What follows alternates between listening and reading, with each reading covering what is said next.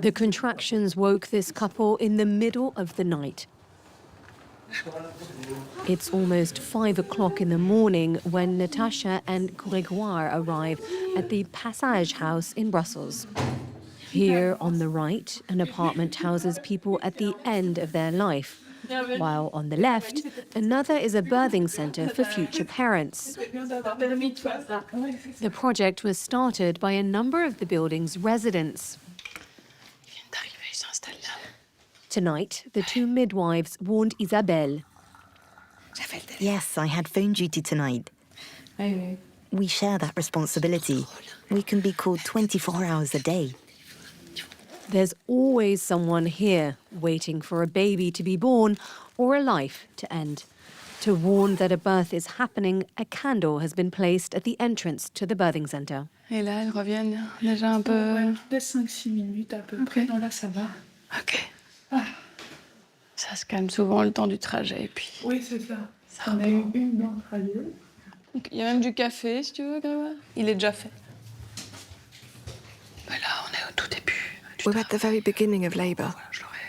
I advise them to get some rest, enjoy their time together, and to call us when the contractions get a bit stronger.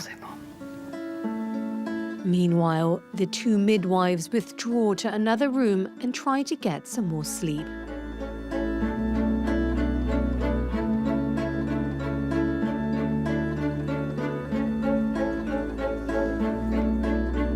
Right next door to Natasha, in the apartment across the hall, Clotilde and her mother are having a pleasant morning, looking at old family photos together. Is that a cigarette? Huh? Yes, maybe. Bourdon was a great man who gave me 5 children. I chose him because he was very intelligent and I wanted to have successful children. And there was another suitor I could sleep with as much as I wanted. There you go. It's hard to imagine that Bernadette is in her final days. She suffers from a melanoma and is terminal, but has decided to die here, where birth coexists with the end of life. I absolutely refuse to think of myself in a hospital bed, because I have the feeling that from the moment I would be there, there would be no more life, no more hope. But here, I laugh. In a way, for me, the way she's planning to die here, by actually living, it's rather reassuring for those of us who are left behind. For me, the way it's going is very comforting. It's beautiful because we can talk about a lot of things. N'importe quoi parfois. Anything really, and that's great. That freedom to talk about life and death is encouraged here at the House for Dying. For me, it clarifies the situation. We are here, and this place bears witness to that fact. For me, death is not a taboo. The death of my mother is something fairly obvious. I don't know. Have we told each other everything? Maybe not. We've talked about a lot of things. Not everything. You can't talk about everything. But we've told each other a lot in any case.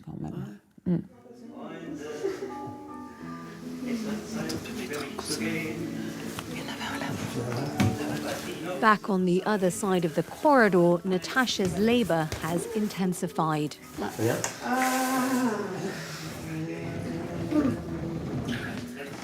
Grande inspire, grande expire. Et tu relâches.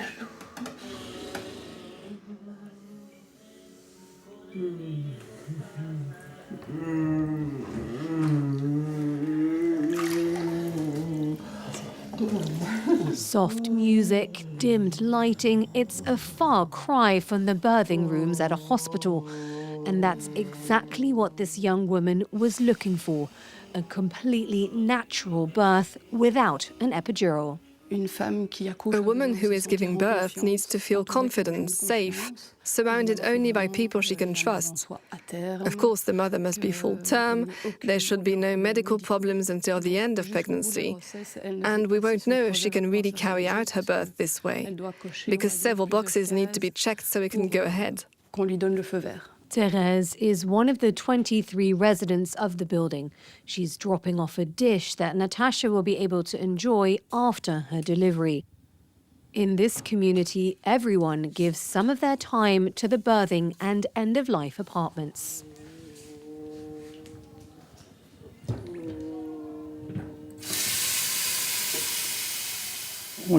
We've cooked it upstairs so that it's quiet here. It's an osso buco with pasta. Something filling. I think she'll need it to regain her strength.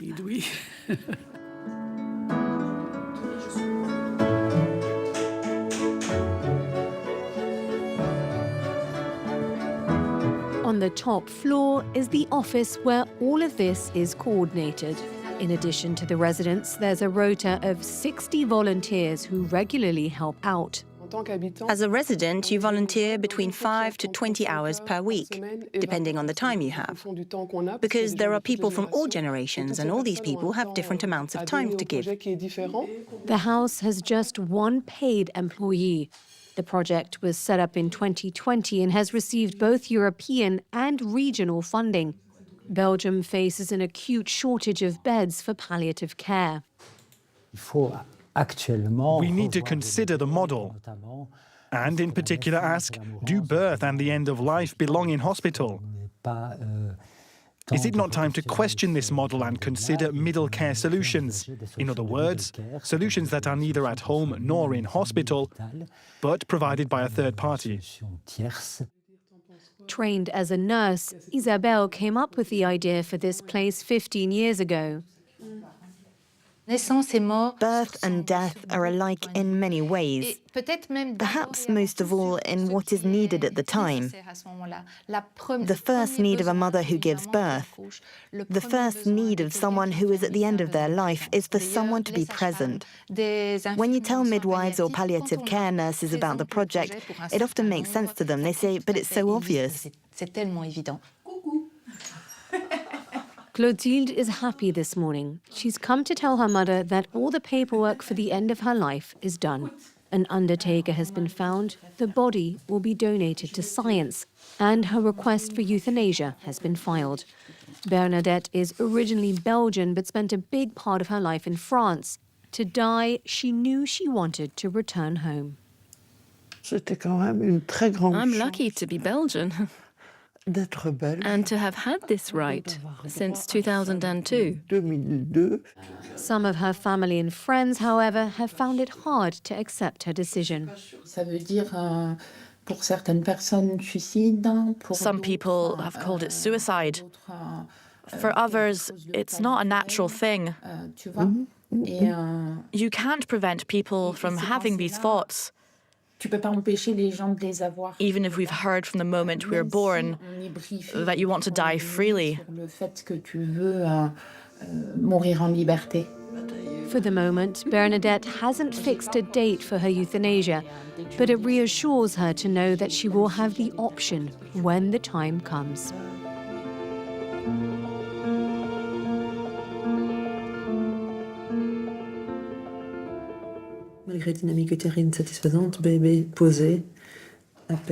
Inside the birthing apartment, Natasha is facing complications.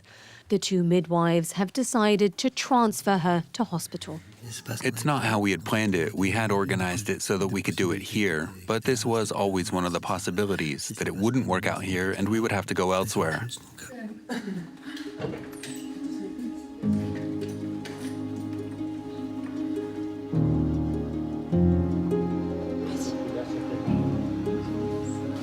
Like every day, Hafida has come to check in on Bernadette, who's gotten a lot worse recently. Are you okay? Have you regained your appetite? Both a resident and volunteer, she heard yesterday that Bernadette has set a date for her euthanasia. You need to try to eat a little.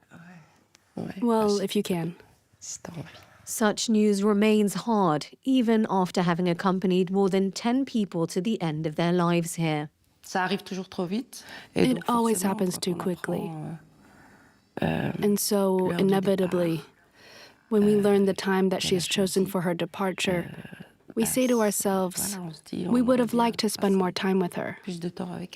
But here, sadness always coexists with joy. Natasha left the hospital the moment she was discharged.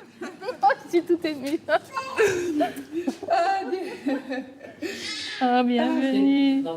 L'entrée est plus douce que la sortie. Merci.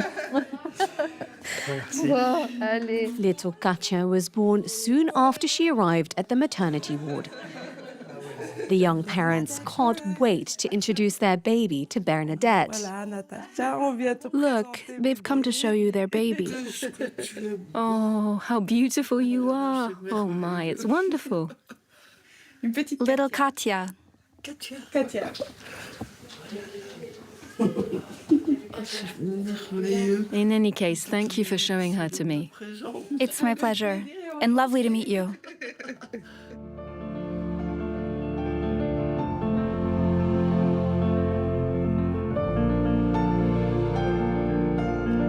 It's been a tough morning for all the building's residents. Bernadette's euthanasia will take place in a few minutes. I just need to breathe. I just need a bit of calm. A bit of silence. The power of birth, of death. Like it's here, it's a gift. Isabelle needs some time alone before the ceremony for which the songs were chosen by Bernadette.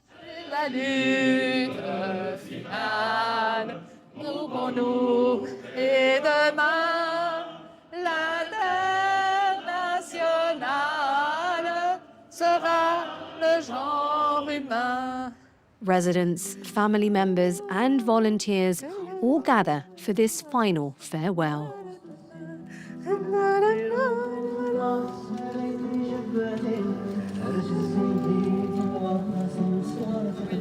Bon voyage, plein de découvertes. Sa nouvelle vie.